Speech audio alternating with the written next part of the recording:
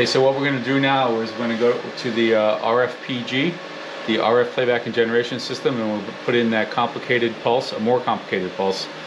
Fixed pulse width PRI, 25 microsecond pulse width, 100 microsecond PRI, but it has a 250 megahertz linear FM or chirp on it.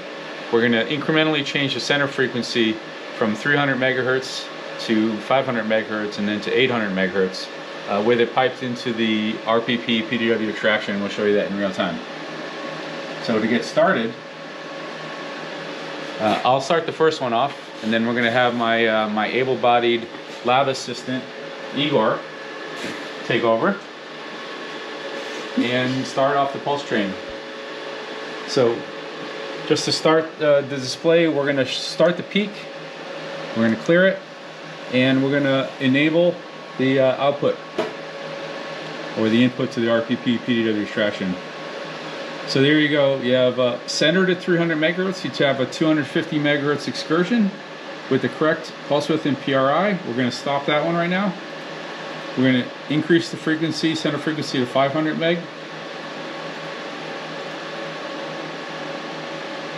There's the center frequency of 500 meg. Again with the correct pulse width, PRI, and start and stop frequency. And we're going to stop that. Now I'm going to push it up to 800 megahertz center frequency.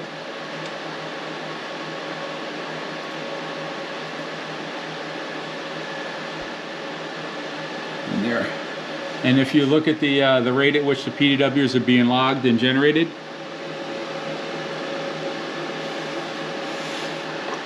and just to show you too, I'm going to remove the signal, and you should see the amplitude, which is green in the mid color scale, should incrementally come down as I slowly disconnect the cable and drop the amplitude of the signal down. And we're gone. I can't really fine tune it that much, but that's what it would look like. Okay, and we're off.